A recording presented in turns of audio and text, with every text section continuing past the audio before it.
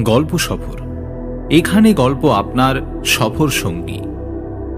আজ গল্প সফরে আপনার জন্যে শ্রী ধীরেন্দ্র নারায়ণ রায় রচিত একটি শিকার কাহিনী, মন্ত্রসিদ্ধ বাঘ। এরকমই আরও বিভিন্ন স্বাদের গল্প শোনার জন্য সাবস্ক্রাইব করুন গল্প সফর উইথ জ্যোতির্ময়। তাহলে চলুন আর দেরি না করে আজকের গল্প সফর শুরু করা যাক।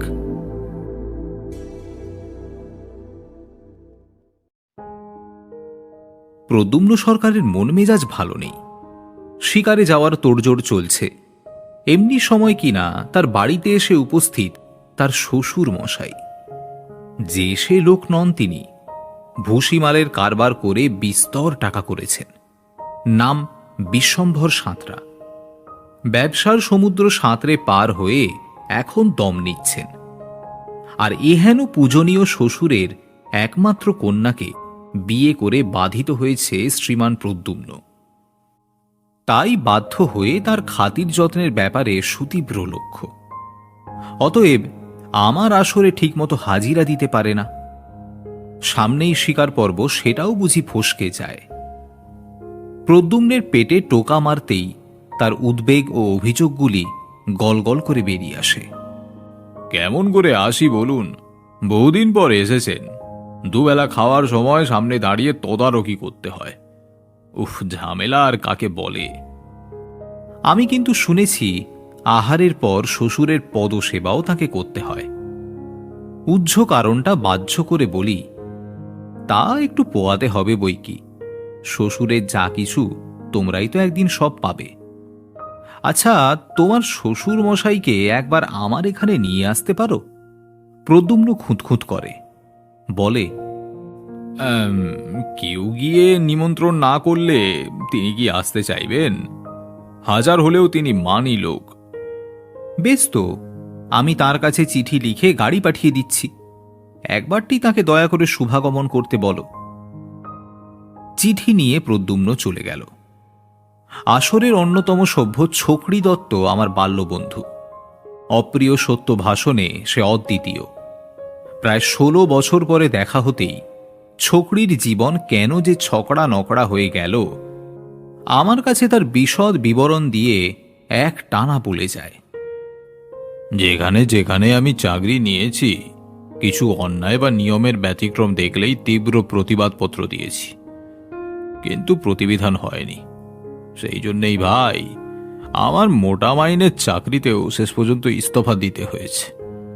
বাপের যা আছে তাতেই পায়ের ওপরে পা দিয়ে স্বচ্ছন্দে চলে যেত, কিন্তু বাপের হোটেলে অন্ন ধ্বংস না করে নিজেই উপার্জন করতে চেয়েছিলাম। তবে দাসত্ব আমার ভাগ্যে সইল না। যাক, দেখি কোনো স্বাধীন ব্যবসা করতে পারি কিনা। আমি প্রাণ খুলে খানিকটা হেসে নিলাম। তাকে বললাম, তাহলে তাহলে একদিন কেবল তীব্র প্রতিবাদের হাত মক্স করেই কাটিয়ে দিলি? তাতে দোষ কি? রোজ খবরের কাগজে দেখতে পাস না কথায় কথায় আমরা কেমন তীব্র প্রতিবাদপত্র পাঠিয়ে থাকি? এতটুকু প্রতিবিধান হওয়া দূরে থাক, প্রতিপক্ষ বরং আমাদের ওপরেই উল্টো চোখ রাঙায়। এই তো দুনিয়া ভাই। অতএব বন্ধু, মা সূচো মা সূচো। প্রদ্যুম্ন চিঠি নিয়ে চলে যেতেই ছোকরি দত্ত টিপ্পনি কাটে, ভারী তো ভুসিমালের দোকানদার, তাও আবার তার মান। অমন মানের গোড়ায় ছাই দিতে হয়। কালো বাজারে অনেক টাকা কামিয়ে আজ উনি খাঁটি মানুষ বলে নিজের পরিচয় দিচ্ছেন। ছি, কারো সম্বন্ধে এমন উক্তি করা উচিত নয়। কেন, ভুসিমালের কারবার কি কেউ করে না? তারা কি মানুষ নয় নাকি? ছোকরি আমারই বিশ্বস্ত বন্ধু। মুখে কিছু আটকায় না অপ্রিয় সত্য ভাষণের নেশায়। আমার মিঠে কড়া ধমক খেয়েও তার স্বভাবের পরিবর্তন হয় না। সে আবার জোর দিয়েই বলে, মানুষ মানুষই, সেই হিসেবেই তার মান সম্মান। টাকা কড়ি বা ব্যাংক ব্যালেন্স মানুষের মাপকাঠি নয়। ও লোকটাকে আমি খুব চিনি। হরেক রকম ফন্দি ফিকির করে পর্বত প্রমাণ টাকা জমিয়েছে, আর মনুষ্য সমাজে বুক ফুলিয়ে অনর্গল মিথ্যা কথা বলে যায়। এই চুপ চুপ চুপ, তোর কথা শুনলে লোকে আজকাল তোকেই পাগল ঠাওরাবে। এ যুগে খাঁটি শোনার কদর নেই, সব গিল্টি করা। যাক, এখন একটা কাজ করত, চরণকে বল গাড়ি বারান্দার খোলা ছাতে কখানা চেয়ার কুশন বিছিয়ে রাখুক, আর মাঝখানে একটা সেন্টার টেবিল। আজ আসর ওখানেই বসবে। প্রদ্যুম্নর ফিরে আসতে দেরি হল না। ফিটন গাড়িখানা সদর গেটে পৌঁছতেই উৎকর্ণ হয়ে উঠলাম। ওদিকে ছোকরি দত্ত সিঁড়িতে দুপদাপ আওয়াজ শুনেই বলে উঠল, ওই শুনুন, কোলা ব্যাঙের থপথপ শব্দ। হ্যাঁ, বাবু উঠে আসছেন। পর্দা ফাঁক করে প্রদ্যুম্ন ঘরের মধ্যে ঢুকেই আহ্বান জানায়, এই যে এদিকে। আমিও এগিয়ে যাই। অভ্যর্থনা করে বলি, আসুন আসুন, আসতে আজ্ঞা হোক। মুখ তুলে তাকাতেই এক বিরাট পুরুষের সাক্ষাৎ পাওয়া গেল। প্রকাণ্ড হাঁড়ির মতো মুখে বর্তুলাকার চোখ দুটো সর্বদাই ঘূর্ণায়মান। তার অন্তরালে যত সব অভিসন্ধি খেলে কিনা আমি জানি না। ঠোঁটে ধরে রেখেছেন সুপুষ্ট সিগার, যেন মোটা বংশদণ্ডের সংক্ষিপ্ত সংস্করণ। চুরুটটি মুখ থেকে নামিয়ে তিনি মিহি গলায় উচ্চারণ করলেন, নমস্কার। শিকারে আপনার নামটা খুব শুনেছি, তাই চিঠিখানা পেয়েই ছুটে এলাম। আগন্তুক হাঁপড়ের মতো হাঁপাতে হাঁপাতে আরও কিছু বলতে যাচ্ছিলেন, তাকে সসম্মানে খোলা ছাতে নিয়ে যাই। কোন চেয়ারটায় বসবেন বেছে নিতে বেশ একটু সময় নিয়ে শেষ পর্যন্ত একটি প্রশস্ত কুশনে নিজের বপুখানা কোনো মতে গলিয়ে দিলেন।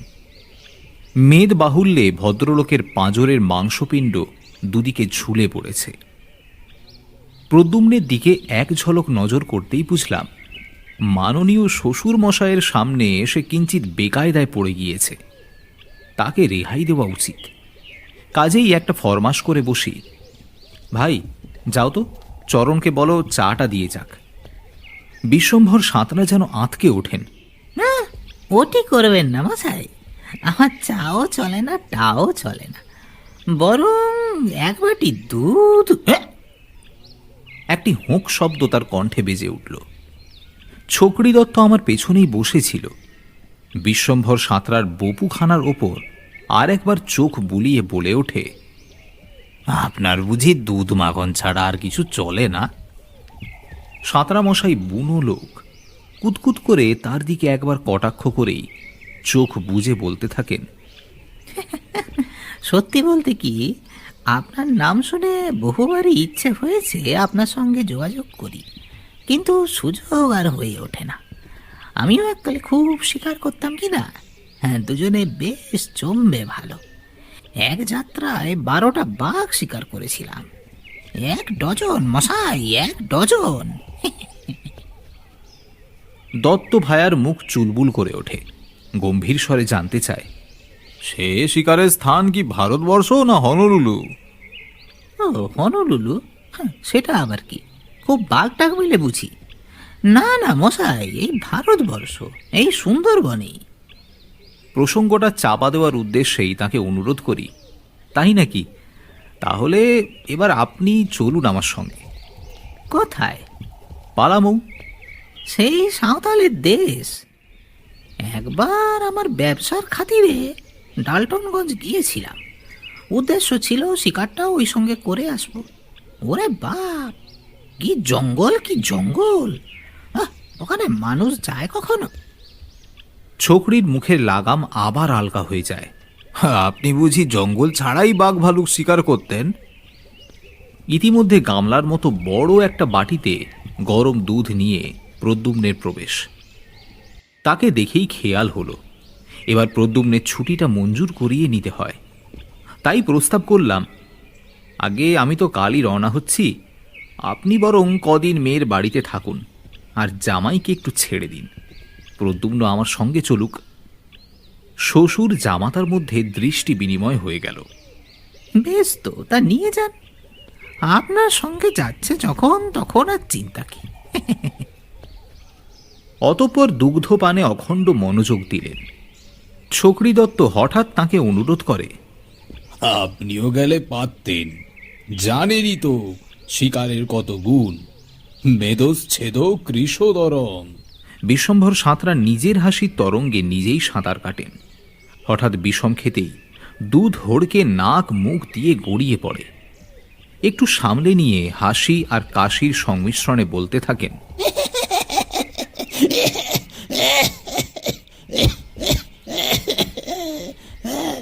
তা যা বলেছেন, তবে কি না পাহাড়ের আর বাড়তি কমতি নেই, একেবারে অচল আয়তন। সেদিনের মতো সভাভঙ্গ।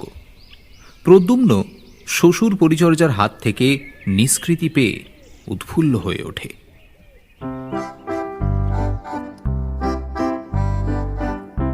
পরদিন সাজো সাজো রব। সেদিন ভোরের ট্রেনে লালগোলা থেকে সোজা কলকাতা, সেখান থেকে পরের দিনই জিপ গাড়িতে পালামৌ যাত্রা। জিনিসপত্র গুছিয়ে নিয়ে রওনা হলাম। সঙ্গে আমার হল্যান্ড অ্যান্ড হল্যান্ড রাইফেল তো ছিলই, তাছাড়া একটি হালকা বন্দুকও সঙ্গে নেওয়া হলো। পর্যাপ্ত গুলি ইত্যাদি ছাড়া চাল, ডাল, আটা, আলু, চা, চিনি, কেরোসিন, স্টোভ, বিস্কুট, মাখন, কিছু ড্রাই ফ্রুট সব কিছুই সঙ্গে নিলাম। দক্ষিণ হস্তের ব্যবস্থাও চাই তো। পাকা গৃহিণীর মতো ছোকরি সব গুছিয়ে নিল। যে জঙ্গলে যাচ্ছি তার কাছে ভিতে কিছু পাওয়া যায় না। জিনিসপত্র নেবার অসুবিধে কিছু নেই। জিপের পেছনে ছোট্ট ট্রেলার, যেন পুরুত বামুনের টিকিট ডগায় বাঁধা কলকে ফুলটি। আমাদের গন্তব্যস্থল লাট গ্রাম, একটি ছোট্ট সাঁওতালি গ্রাম। কোনোদিন লাট বেলাট এসেছিল কিনা জানি না। 14 শাকের মতো সাঁওতালদেরও 14 শাখা, তার মধ্যে খেরোয়া সাঁওতালরাই লাট গ্রামের অধিবাসী। লোকসংখ্যা খুব বেশি হলে 200। সাহসী হলেও ভূত প্রেত, মন্ত্রতন্ত্র, ঝাড়ফুঁকের দিকে একটা অখণ্ড ভক্তি রাখে এই সাঁওতালরা। সরল অনাড়ম্বর জীবনযাত্রা তাদের। চাষবাস আর শিকার এই নিয়েই থাকে। মাঝে মাঝে হাড়িয়া খেয়ে মাতাল হয়, আর পাল পার্বণে নাচ গান হই হুল্লোড় করে। লাট গ্রামের পাশেই বিরাট জঙ্গল, শালের বন, সেগুন গাছ খুব অল্প। তারা যেন বিরাট দৈত্যের মতো এখানে সেখানে দাঁড়িয়ে পাহারা দিচ্ছে। বাঁশের ঝাড়ও যথেষ্ট। গ্রাম থেকে মাইল খানেকের মধ্যেই ফরেস্ট ও রেস্ট হাউস। সেখানে যখন পৌঁছলাম তখন বেলা 3টে। এতটা পথ একটানা গিয়েছি, তেষ্টায় ছাতি ফেটে যাওয়ার উপক্রম। রেস্ট হাউসে একটি জলের পাইপ আছে, প্রাণ ভরে জল খেয়ে নিলাম। প্রদ্যুম্নের প্রস্তাব, দাদা, একটু চা না হলে যে আর বাঁচি না। এক যাত্রায় পৃথক ফল, বেশ তাই হোক।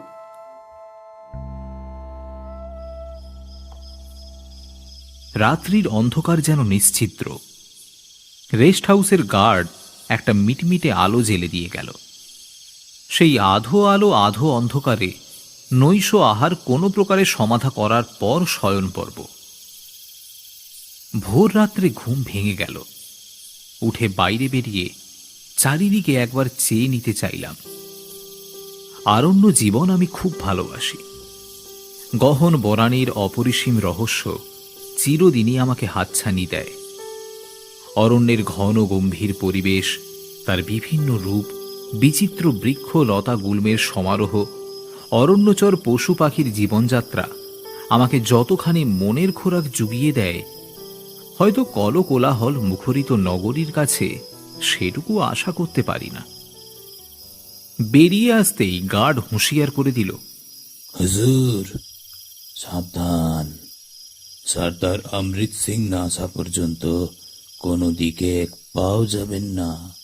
অমৃত সিং কে? অমৃত সিংকে এখানে সবাই জানে। এ তো লাটে, সেই তো সর্দার। তা কখন আগমন হবে তার? এক্ষুনি এসে পড়বে। কালই খবর পৌঁছে গেছে তার কাছে। শিকার করতে এসে সাহেবরা তারই খোঁজ করে কিনা, আমি তাই বুদ্ধি খরচ করে লোক পাঠিয়েছি। কেমন লোক? 2 হাত কোচলে গার্ডের সবিনয় উত্তর, ভালো লোক হুজুর, ভালো লোক। আপনি দেখিয়ে নিবেন হিম্মতদার আদমি আছে, ईमानदार भी बटे, লেখাপড়া भी জানে। ঠিক এই সময় কিছুটা দূরে প্রকাণ্ড একটা পাগড়ি দেখা গেল। সমুদ্রের দূর থেকে জাহাজের মাস্তুলটাই আগে দেখা যায়, ক্রমে তার সম্পূর্ণ অবয়ব। তেমনি আগন্তুকের মস্ত পাগড়ি দেখেই গার্ড বললে, ওই যে হুজুর, ওই যে অমৃত সিং হাজির। অমৃত সিং খটমট করে সামনে এসেই চটপট সেলাম করে। তাকে শিকারের কথা বলতেই সে ভারিক্কি চালে মাথা দুলিয়ে বলে, না সাহেব, বাঘের দেখা পাবেন না। বাঘ যে নেই তা নয়, নিশ্চয়ই আছে, কিন্তু কিছুতেই ধরা ছোঁয়া দেয় না। ভারী সেয়ানা সাহেব, ভারী সেয়ানা। সবাই বলে বেটা মন্ত্রসিদ্ধ। বলতে বলতেই কি একটা ভয়ানক দুঃস্বপ্ন, একটা ভয়ানক বিভীষিকা তার চোখ ও মুখের প্রতি রেখায় ফুটে ওঠে। অমৃত সিংকে জিজ্ঞাসা করি, ব্যাপারটা কি একটু খুলে বলবেন? সিংজি দু হাত জোড়ো করে কপালে ঠেকায়, তারপর জলদ গম্ভীর কণ্ঠে বলতে শুরু করে, বাঘটা দেবাংশী হুজুর। মানুষ তার কিচ্ছু করতে পারে না। তার খেয়াল খুশি মাফিক যখন যাকে ইচ্ছে তুলে নিয়ে যায়। আর সবচাইতে তাজ্জবের কথা, বাঘটা কোনো মরির কাছে দ্বিতীয়বার ফিরে আসে না। বাঘটাকে কোথাও দেখা গেছে? ঘাড় নেড়ে অমৃত সিং বলে, জানোয়ারটাকে যে কেউ দেখেনি এমন নয়, পায়ের ছাপও প্রায় দেখা যায়। সে যে আমাদের ধারে কাছেই আনাগোনা করে, এতে কোনো ভুল নেই। গত সপ্তাহে কমসে কম 10টি গরু বাছুর তুলে নিয়ে গিয়েছে। একদিন একটা জোয়ান মরদ বাঘের হাতে প্রাণ দিয়েছে। তবে সেই বাঘটা মানুষ খেকো নয়। তুমি তো গ্রামেরই সর্দার, এরকম শয়তান জানোয়ারের একটা হেস্তনেস্ত করা তোমার উচিত নয় কি? কি করব সাহেব, চেষ্টার কমতি নেই। দিনের বেলায় কোথায় যে লুকিয়ে থাকে বোঝা যায় না, কিন্তু ঠিক সন্ধ্যের আগেই বের হয়। কখন কি করে বসে সেই ভয়ে আমরা আধমরা হয়ে আছি। বেটা নিশ্চয়ই জাদু জানে। একবার এক সাহেব এসে দিন 15 ক্যাম্প করেছিল। দিনে রাতে কত জঙ্গল বিট করা, বেট বাঁধা, মাচান করা, কিন্তু বাঘটাকে দেখাই যায় না। যাই হোক, আমিও ছাড়বার পাত্র নই। একটা কিছু হিললে না করে ফিরছি না। এসো একবার শেষ চেষ্টা করে দেখা যাক। মন্ত্রসিদ্ধ বাঘের ওপর আমারও মন্ত্র সাধনা করতে দোষ কি? কি বলো, রাজি তো? অমৃত সিং মাথা নেড়ে স্বীকৃতি জানায়, তারপর আমাকে সাবধান করে, রাত বিরেতে কোথাও বেরুবেন না সাহেব। এ বাঘ নিশ্চয়ই মন্তর তন্তর জানে। বেটা ভেলকিবাজ। অমৃত সিং বিদায় নেওয়ার পর আমাদের বৈঠক বসে। ডাক বাংলোর রক্ষীও তাতে অংশ নেয়। সন্ধ্যার আগেই নৈশ ভোজন চুকিয়ে ফেলার জন্য তার উপদেশটা মেনে চলাই উচিত। কাজেই ছোকরি দত্ত সেই ব্যবস্থায় মন দিল। প্রদ্যুম্নের প্রস্তাব, কাল সকালে আমরা বেরিয়ে পড়ি, চলো জায়গাটা একবার ভালো করে দেখে নেওয়া যাক। আমার মতলবটা কিন্তু অন্যরকম। একসঙ্গে বেরিয়ে যাওয়াটা মনঃপূত হল না। প্রদ্যুম্নকে বুঝিয়ে বলি, কাল সকালে বরং অমৃত সিংকে নিয়ে আমি একাই বেরিয়ে যাই। যদি কিছু বোধগম্য হয় তোমাদের সঙ্গে আলোচনা করে ইতি কর্তব্য স্থির করা যাবে। পরদিন সকালেই অমৃত সিং হাজির। দুজনেই বেরিয়ে গেলাম। হাতে বন্দুক আর কাঁধে গুলির বেল্ট ঝুলিয়ে নিতে ভুলিনি। অমৃত সিং আমার সঙ্গে পথ চলে আর বাঘের আজগুবি গল্প আমাকে শোনায়। জঙ্গলের এক প্রান্ত দিয়ে 4 নদী বয়ে চলেছে, অগভীর পাহাড়ি নদী। অমৃত সিং সেই একই কথা ঘুরিয়ে ফিরিয়ে বলতে থাকে, জানোয়ারটা খুব শেয়ানা। ভোজন পর্ব ও জল পান শেষ করে কোথায় যে উধাও হয়ে যায় আর হদিশ পাওয়া যায় না। কাজেই নদীর এপার বরাবর চলতে থাকি। এদিক ওদিক সামনে পেছনে কড়া নজর, কোনো চিহ্ন পাওয়া যায় কিনা। কদিন এভাবেই অনুসন্ধান কার্য চলতে থাকে। বাঘের হদিশ পাওয়া যায় না। প্রদ্যুম্ন আর ছোকরি দত্ত খাঁটি ঘিয়ের পরোটা, আলুর দম বেদম খেয়ে গায়ে গতরে বেড়ে উঠল। আমার কিন্তু উদ্বেগ আর উত্তেজনায় চোখের নিদ্রা আর মুখের গ্রাস ঘুচে যাওয়ার সামিল। অমৃত সিংকে বলি, সাঁওতাল পল্লী থেকে বিটার জোগাড় করো। জঙ্গলের আতিপাতি খুঁজে দেখতে হবে। জানোয়ারের বাপের সাথী নেই যে লুকিয়ে থাকে। জঙ্গল বিট করা হয়, কিন্তু বাঘের দর্শন মেলে না। বেট বেঁধে রাখি, বাঘ এসে খেয়ে চলে যায়। আবার যখন বেট বেঁধে মাচানে প্রতীক্ষা করি, তখন আবার প্রভুর দেখা নেই। অথচ কাছে ভিতেই সে গরু বাছুর মেরে দস্তুর মতো ভোজন পর্ব সমাধা করে চম্পট দেয়। এমনিভাবে রাতের পর রাত কেটে যায়। শিকারের সন্ধানে সব রকম চেষ্টাই করা গেল। শুনলাম জঙ্গলের পাশেই কৃষকরা যখন মাঠে হাল চাষ করে বা রাখালরা যখন গরু চড়ায়, বাঘ সেইখানে হামলা করে গরু বাছুর উঠিয়ে নিয়ে যায়। আমিও কৃষকদের মতো পোশাক পরে, মাথায় মাথাল দিয়ে, এক হাতে বন্দুক আর এক হাতে লাঙলের বাঁট ধরে তাদের সঙ্গে চাষের অভিনয় করি। কিন্তু বাঘের টিকিও দেখা যায় না। আমার সমস্ত অভিজ্ঞতাকে যেন সে চ্যালেঞ্জ করে বসে আছে। একদিন একটা বাছুরের অর্ধেকটা খেয়েই বাঘ চলে গিয়েছে, এরকম টাটকা নমুনাও দেখতে পেলাম। ভোজন সমাধা করে ঝর্ণার ধারে এসে জল খেয়েছে, তার প্রমাণও রয়েছে। জলের কাছেই মাটির ওপর স্পষ্ট পায়ের ছাপ, কিন্তু তারপরে অদৃশ্য। এ কি ভৌতিক কাণ্ড! বড় গোরক ধাঁধায় পড়ে গেলাম। কি করা যায়? এরকম ব্যর্থ জীবনে কোনোদিন হইনি। বাঘের খোঁজে জঙ্গলে জঙ্গলে ঘুরে বেড়াই, আবার রেস্ট হাউসে ফিরে আসি। মনের উপর যেন এক বিরাট বোঝা চেপে বসেছে। বিরাট অবসাদে আমি রীতিমতো ক্লান্ত হয়ে পড়ি। শিকারের সাধারণ ফর্মুলায় ফেলে ওই জাঁদরেল জানোয়ারকে ঘায়েল করা যাবে না। আর কেমন করেই বা ওর নাগাল পাওয়া যায়, এইসব কত কি চিন্তা করি। চিতা দহতি নির্জীবং, চিন্তা দহতি সজীবং। চিন্তা সজীবকে পুড়িয়ে মারে, আর আমারও হয়েছে তাই অবস্থা। তবে কি এই মন্ত্রসিদ্ধ বাঘ নদী পার হয়ে ওপারে তার কোন নিভৃত আশ্রয়ে আত্মগোপন করে থাকে? সরেজমিনে তদন্ত করাই ঠিক করি। অমৃত সিংকে সে কথা বলতেই সেও রাজি হয়।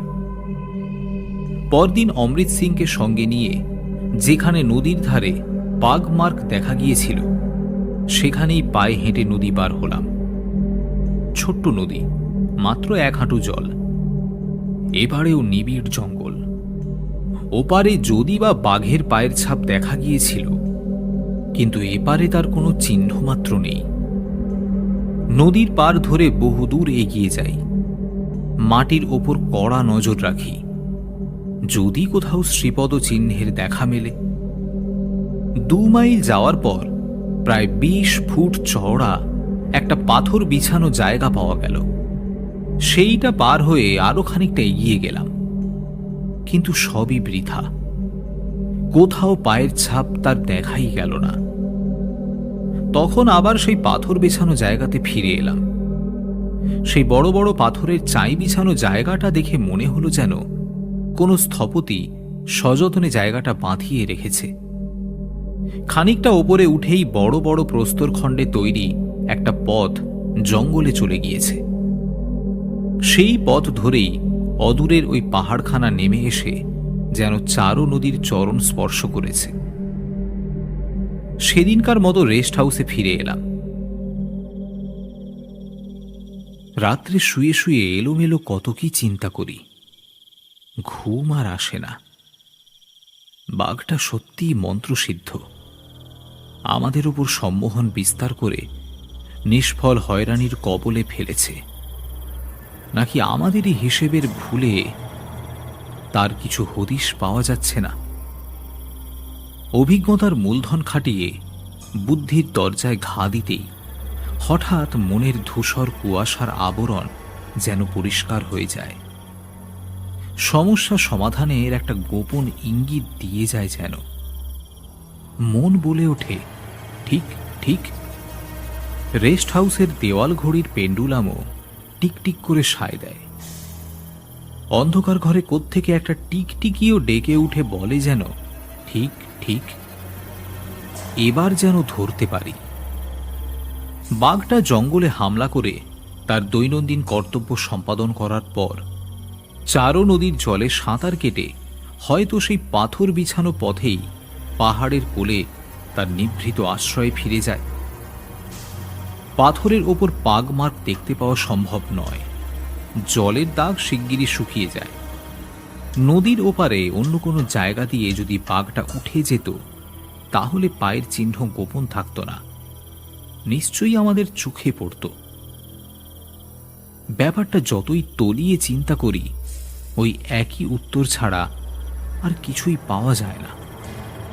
আর যদি তাই হয় তাহলে বাঘের যাওয়া বা আসার পথে একবার অন্তত চোখে পড়বেই। পরদিন সকালে উঠেই আমার উদ্দেশ্য ঘোষণা করলাম। অমৃত সিংকে বলি, নদীর ওপারে সেই পাথর বিছানো জায়গাটায় সুবিধা মতো একটা গাছে মাচান বেঁধে সেই রাতেই আমি একটা চান্স নিতে চাই। এদিকে পারমিটের মেয়াদও কাল পর্যন্ত, কাজেই আজই যা হবার হয়ে যাক। আমার কণ্ঠস্বরে এমন একটা কিছু ছিল যার প্রতিবাদ করতে কেউ সাহস করে না। আমরা সবাই চললাম সেই নির্দিষ্ট জায়গাটিতে। এদিক ওদিক তাকিয়ে একটা মাঝারি শাল গাছ চোখে পড়ল। তার উপরে মাচান বেঁধে লতা পাতায় ঘিরে আমরা এপারে ফিরে এলাম। প্রদ্যুম্ন আমার সঙ্গে মাচানে বসতে চায়, ছোকরির চোখেও সকাতর মিনতি। কিন্তু আমার ইচ্ছে অন্যরূপ। কেউ নয়, এমনকি অমৃত সিংও আমার সঙ্গে থাকবে না।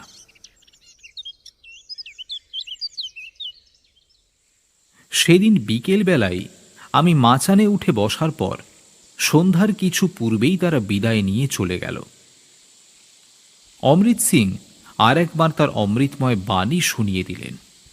বেহানক হয়রানি সাহেব, শের কখনো দেখা দেবে না। দীর্ঘশ্বাসের সঙ্গেই উত্তর দিলাম, দেখাই যাক না কি হয়। সূর্যাস্তের সময় পাহাড়ের মাথায় বিশ্বের কোনো এক জাদুকর এক রাশ তপ্ত গলিত স্বর্ণ ঢেলে দিয়েছে। ধীরে ধীরে পর্বতশ্রেণী ধ্যান মহিমায় সন্ধ্যার আবাহন জানায়। জঙ্গলের দীর্ঘ ছায়া পাহাড়ের কোলে ঝাঁপিয়ে পড়ে। ক্রমেই অন্ধকার ঘন হয়ে ওঠে। চারো নদীর জল যেন এক ফালি চাদর এঁকে বেঁকে পাহাড়ের বাঁকে অদৃশ্য হয়েছে। পাথরের স্তূপগুলো নিকষ অন্ধকারে ঘুমন্ত দৈত্যের মতো মনে হয়। আকাশের বুক ভরা তারা অজস্র রহস্যময় চোখ মেলে আমার দিকে মিটমিট করে চেয়ে কি যেন বলতে চায়।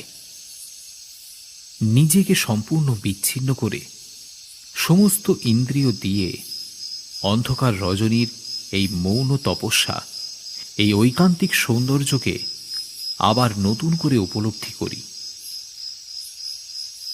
কৃষ্ণপক্ষের এক ফালি চাঁদ পাহাড়ের মাথায় উঁকি মারে। বিশীর্ণ চাঁদের আলো নদীর বুকে মূর্ছিত হয়ে পড়ে। বাতাসের শোঁ শোঁ আওয়াজ, পাতার ঝিরঝির শব্দ, ঝিঁঝি পোকার একঘেয়ে ঝিঁঝি ডাক কানে আসে, কিন্তু ভেতরে প্রবেশ করে না। কানের কাছে মশক করে রণবাদ্য বাজিয়ে সুতীব্র আক্রমণে মাচার ওপর বসে থাকাও কঠিন। তবু শক্ত হয়ে বসে আছি। টর্চ লাইট ফিট করা বন্দুকে গুলি ভরাই আছে। রেডিয়াম দেওয়া রিস্টওয়াচের দিকে তাকিয়ে দেখি রাত প্রায় 2টো।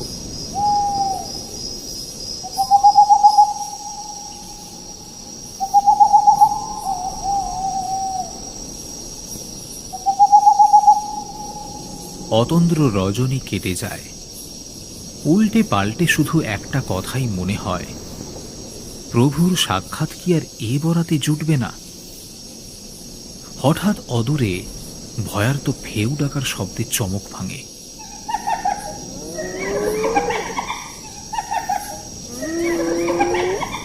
তবে কি মহারাজের আগমন বার্তা বিঘোষিত হল? এমন সময় নদীর জলে ছপ ছপ শব্দ কানে আসে। আমি চঞ্চল হয়ে উঠি। প্রতি লোমকূপ দিয়ে যেন বিদ্যুৎ তরঙ্গ খেলে যায়। প্রতি রক্তকণা, দেহের ও মনের সমস্ত চেতনা শক্তি যেন এক অসীম প্রতীক্ষায় উন্মুক্ত হয়ে ওঠে। এক একটি মুহূর্ত যেন এক একটি যুগ। সেই অন্ধকারই আবছা দেখা যায় কি একটা জানোয়ার নদীর জল থেকে উঠে সেই পাথর বেছানো পথে হেলে দুলে রাজকীয় ভঙ্গিতে ওপরে উঠে আসে। এই মহিমাময় পদচারণা আর কারো নয়। অতএব আর কালবিলম্ব অনুচিত। বন্দুক তুলে টর্চ ফোকাস করতেই সেই জানোয়ার ঘাড় ঘুরিয়ে দেখে নিতে চাইল কোথা থেকে সেই আলোর উৎস। আর সেই মুহূর্তেই আমার উপবাসী বন্দুকের নল সেই মন্ত্রসিদ্ধ বাঘের রক্ত পিপাসায় গর্জে ওঠে। ব্যাপার কি? কিছুক্ষণ সবকিছু চুপচাপ, কোনো যে সাড়া শব্দ নেই। আলো ফেলতেই দেখা গেল জানোয়ারটা সেই মর্মর শয্যায় নিথর হয়ে পড়ে আছে। এ আবার কপট নিদ্রা নয় তো? আবার গুলি করলাম, না, কোনো সাড়া শব্দ নেই। সেই তরল অন্ধকারে হাতড়ে হাতড়ে আমি নেমে পড়ি। জানোয়ারটার কাছে গিয়ে টর্চের উজ্জ্বল আলোয় দেখি আমার গুলি ব্যাঘ্র মহারাজের ঘাড়ের নিচে আঘাত করে পাঁজরা ফুটো করে বের হয়ে গেছে। আর সেই একটি গুলিতেই কর্মফতে। দ্বিতীয় গুলিটা লেগেছে তার পেটে। স্থান কাল পাত্র সমস্ত ভুলে নদী পার হয়ে ঊর্ধ্বশ্বাসে ছুটে যাই রেস্ট হাউসের দিকে। আমার চেঁচামেচিতে সবাই উঠে পড়ে। প্রদ্যুম্ন, ছোকরি আর অমৃত সিং বেরিয়ে এসে আমাকে দেখে তো অবাক। সকলের চোখেই এক রাস বিস্ময়। আমি কি ভূতগ্রস্ত না মন্ত্রসিদ্ধ বাঘের মায়াজালে বন্দী? এই এমন রাতে এমনভাবে ছুটে আসার কারণ কি? এই মৌন জিজ্ঞাসাই তাদের সবার চোখে মুখে। গলা ফাটিয়ে চিৎকার করে বলি, সচক্ষে দেখবে এসো, চলো চলো, সেই মন্ত্রসিদ্ধ বাঘ এখন গুলিবিদ্ধ হয়ে কেমন উচ্চ মার্গে গমন করেছেন। চলো, এখন সবাইকে ডেকে এনে প্রভুজির সৎকারের ব্যবস্থা করো। এরপর আরো কয়েকদিন আমরা সেই রেস্ট হাউসে কাটালাম। পাহাড়ি জঙ্গল এবং উপত্যকাকে উপভোগ করলাম প্রাণ ভরে। অবশেষে অমৃত সিং এবং তার জনজাতির তরফ থেকে এক রাস কৃতজ্ঞতা এবং কিছু অভূতপূর্ব স্মৃতি নিয়ে আমরা পালামৌ থেকে ফেরার রাস্তা ধরলাম।